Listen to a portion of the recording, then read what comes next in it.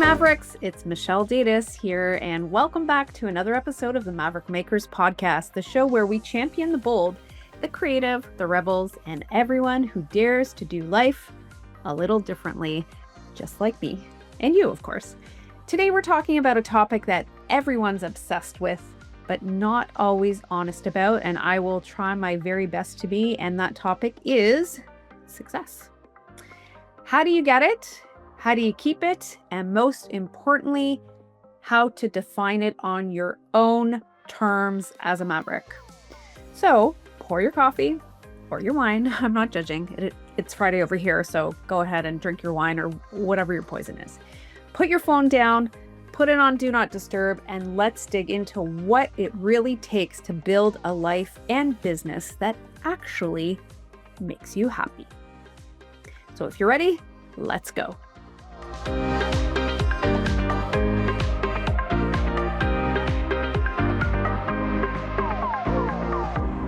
So today we're talking about success. And what do I mean by success? Well, success means so many things to different people, and your definition of success will be different than your neighbors, your friends, your employer, your client. Everybody has their own definition of success, and success can change.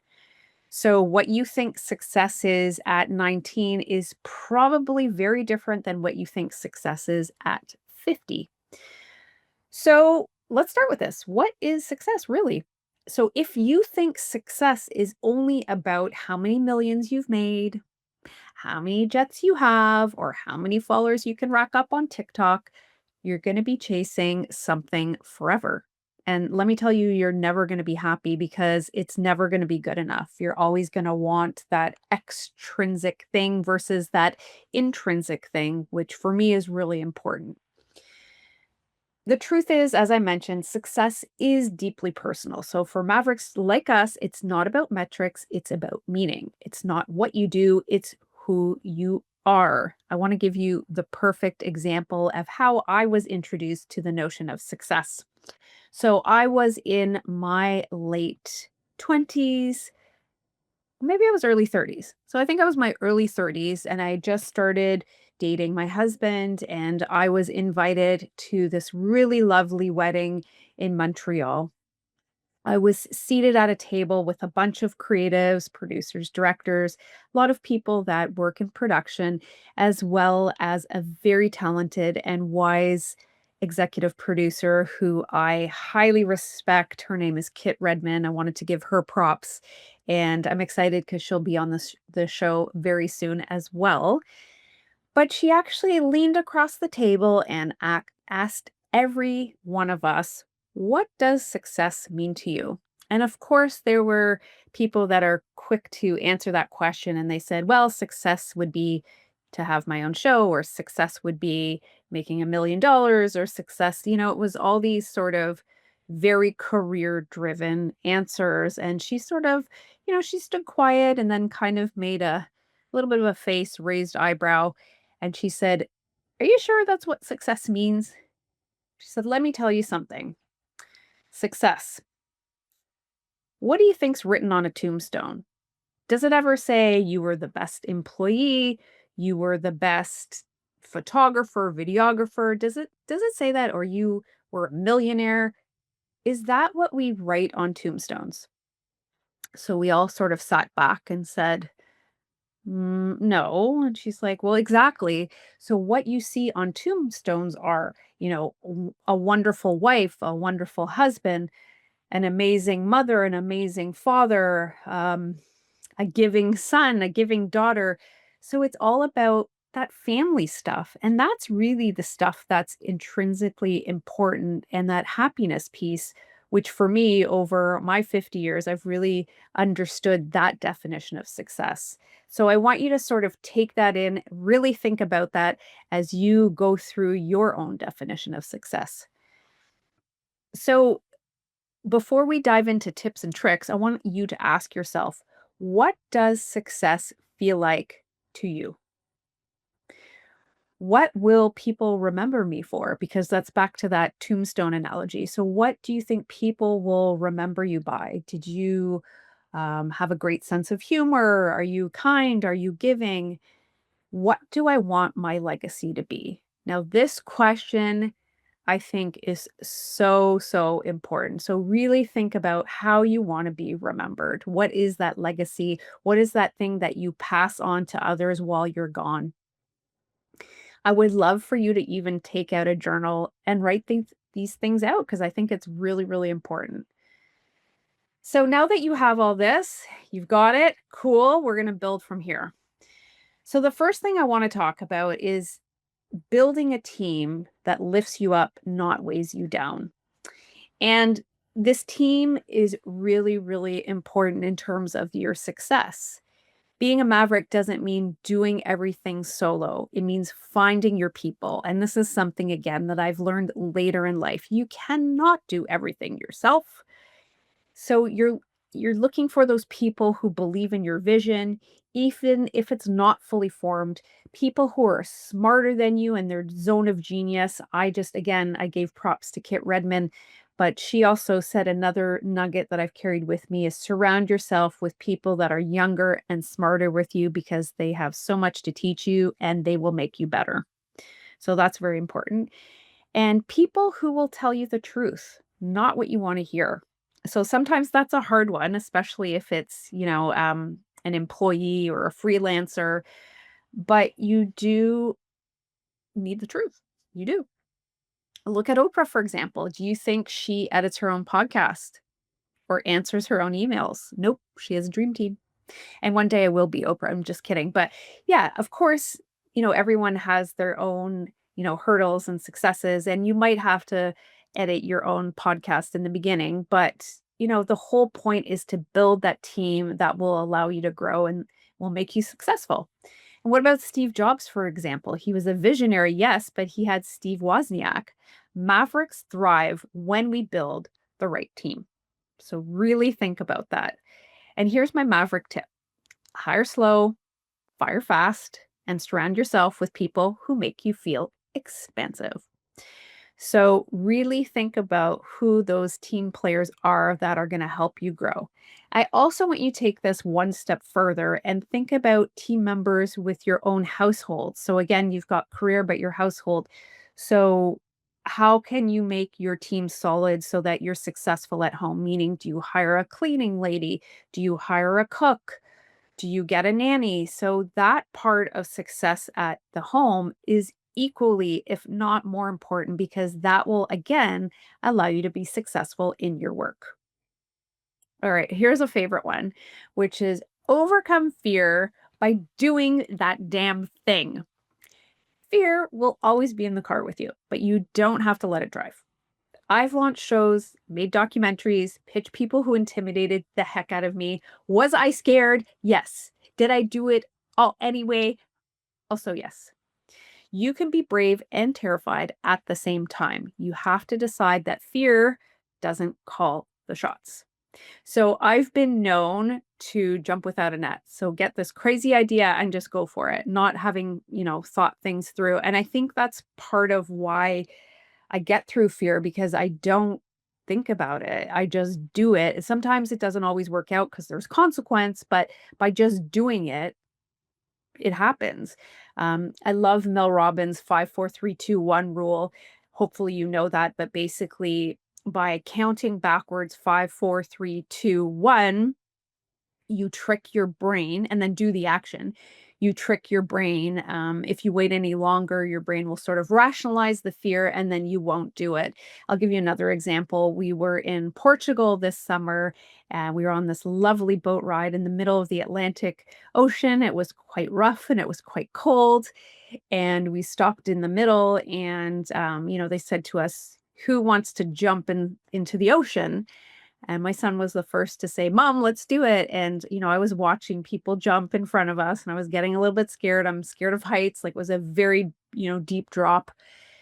And then as I was like on, the ledge or the ladder, I did that 5 4 3 2 1 and I just 5 4 3 2 1 and I jumped. And let me tell you, my heart stopped when I hit the water because it was the most freezing water that I could ever imagine, but I had to do it. I did it. I'm so proud that I did it. And then my son jumped in right after me. So you just have to do it.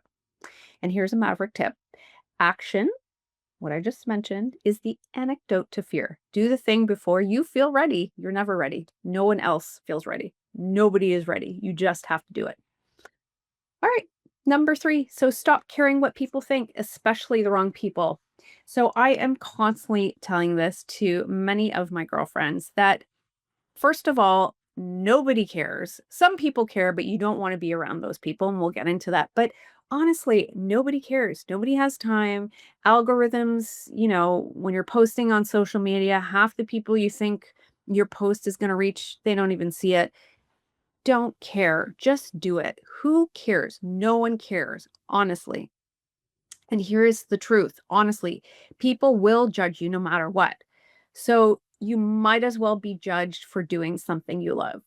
So if you're that maverick and that risk taker and you're doing it, then you've done it and you've won. Lady Gaga, for example, she wore that meat dress and people lost their minds, but she stayed true to herself and now she's a Grammy and Oscar winner. So who won? She did. Who cares? If you keep chasing approval, you'll lose your identity. So instead of caring what everyone thinks, start caring about what you think. That's the most important thing. It's what you think. Who cares? Just do it. And here's my Maverick tip. Unless they're funding your dreams, I love this. Unless they're funding your dreams or raising your kids, their opinion doesn't get a vote. I'm going to repeat that again. Unless they're funding your dreams or raising your kids, their opinion doesn't get a vote, which means who cares? Just do it.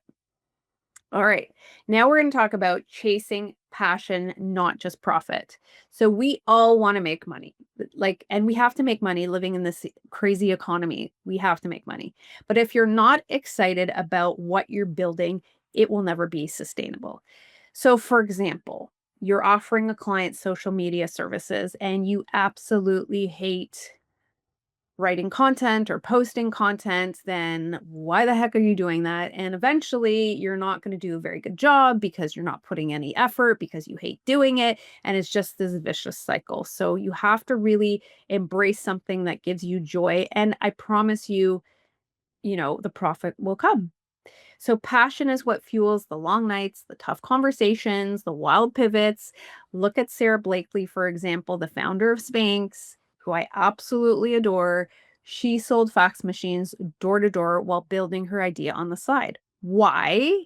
Because she was so dedicated to her passion, her cause, her purpose, and she believed it. And she kept doing it until eventually those doors got opened for her. And here's my Maverick tip. If you wouldn't do it for free, or at least for a while, it might not be the right thing. So, meaning, if you would not do your passion for free, what you do, your work, if you're not willing to do it for free, then it's not the right thing. All right, let's talk about choosing people who bring the light. So your circle matters. So in the same way you need to have those right people on your team, as I mentioned, expands. So your friends, your clients, it's so important because energy is contagious. So ask yourself, who makes you feel energized? Sometimes we kind of have to think about it. And does that person really make me feel energized? Who drains you? And let me tell you again, recently in my, as I've progressed into the next century, I've really thought about who drains me. And if, that person doesn't fill my bucket or just like takes away the energy or I feel negative after, they need to be cut off. As hard as that sounds and as harsh as that sounds, you need to do it. And my favorite, who challenges you to be better? So who are those people that push you, that motivate you, that, dare you to do things? Those are the people that you want in your corner and more of. You become like the people you hang out with. So make sure your crew is full of people who want you to grow, not gossip. That's really important. And my Maverick tip, positive people aren't just nice to have, they are rocket fuel for your goals. All right, let's talk about redefining legacy. What will people say about you? We touched about this at the beginning of the podcast, and it's really important to understand that legacy. So what's next? What do you want to be remembered by? In the end, people won't remember your job title or your follower count because really who cares? Back to that again. They'll remember how you made them feel. They'll remember if you showed up. They'll remember if you led with kindness. And in all honesty, I try and teach my boys this as the most important lesson in life, which is lead with kindness. Be kind. That whole saying of, you can get more bees with honey than vinegar. It is so true. And my younger son was even telling me something about his teacher. My teacher doesn't like me. And then I explained the concept of kill it with kindness, meaning try and, nice someone to death, make yourself so likable and kind that, they have no other choice but to like you. Did you teach your kids to be brave? Do you make people laugh when they needed it? Do you help someone when it wasn't convenient? So these are all the things you want to think about when you're thinking about your legacy. And again, I encourage you to pull out that same journal and write those thoughts down so that will lead to your success. And that is success. And my Maverick tip, write your legacy, which I just mentioned, and then live it. That's the most important thing is live it while you're alive. All right. So here are some of my final thoughts. So success as a maverick isn't about fitting in. Otherwise, you wouldn't be a maverick. So it's about being different. It's about standing out. It's not about being fearless. It's about doing it anyway. Even if you're terrified to death, just do it.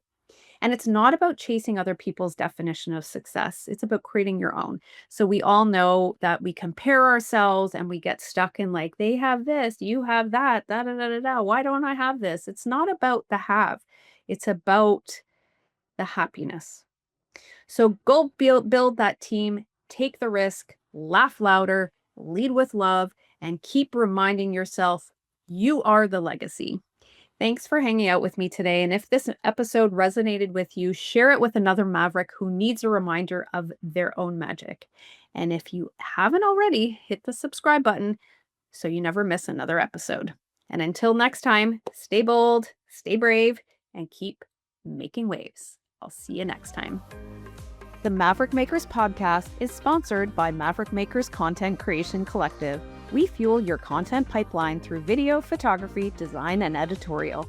Let's connect to your audiences and make more sales. Learn more at maverickmakersco.com.